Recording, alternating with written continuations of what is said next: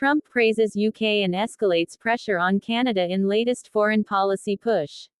July 31, 2025. True North News.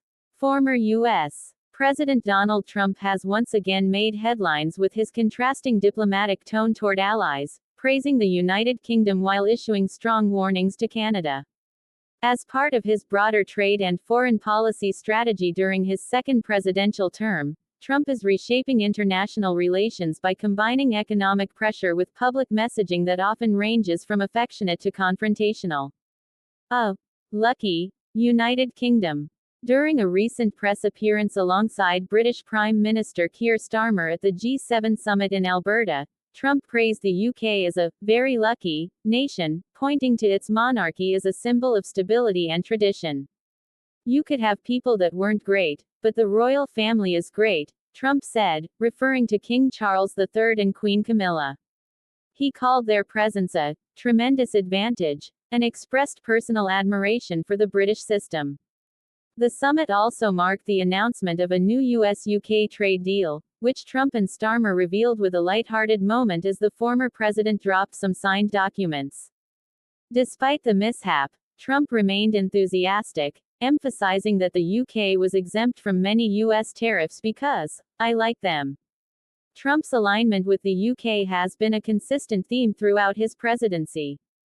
He has previously referred to the UK as one of America's best friends, and signaled strong support for post-Brexit bilateral trade agreements. In Alberta, Trump reaffirmed those sentiments, stating, "We've got a terrific relationship, and I believe we're only getting stronger." Canada under pressure. In stark contrast to his UK remarks, Trump took a more aggressive stance against Canada. At the same summit, he threatened a 35% tariff on Canadian imports that fall outside the USMCA, United States-Mexico-Canada Agreement. The move was in response to reports that Canadian Prime Minister Mark Carney's administration is considering recognizing a Palestinian state, something Trump characterized as rewarding Hamas.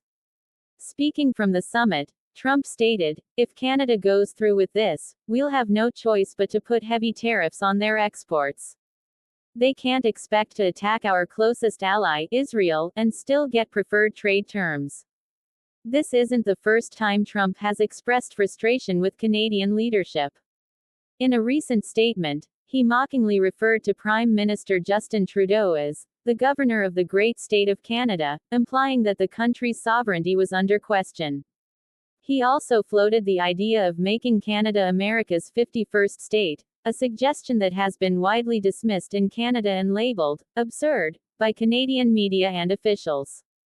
Despite this, Canadian Prime Minister Carney maintained a diplomatic tone.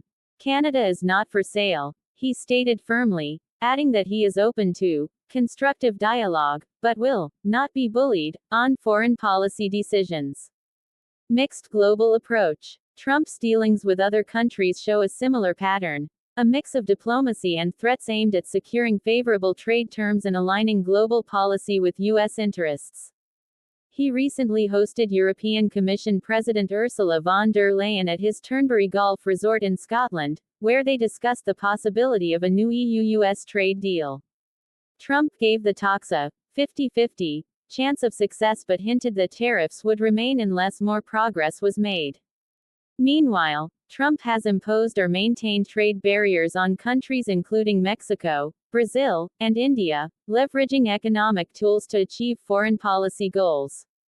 Analysts say his strategy is designed to reward countries that align with U.S. policy, especially on issues like Israel and immigration, and punish those that don't. A divided response. Trump's latest statements have drawn mixed reactions across the political spectrum. Supporters praise his bold stance, especially among pro-Israel and trade protectionist circles. "He's protecting American interests and standing by our allies," said one senior advisor in the Trump administration. Critics, however, warn that such tactics could damage America's international reputation. "Threatening tariffs on long-standing allies like Canada only breeds instability," said a spokesperson for the Democratic National Committee.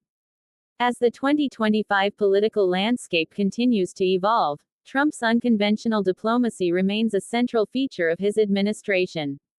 Whether it leads to long-term trade success or international backlash remains to be seen.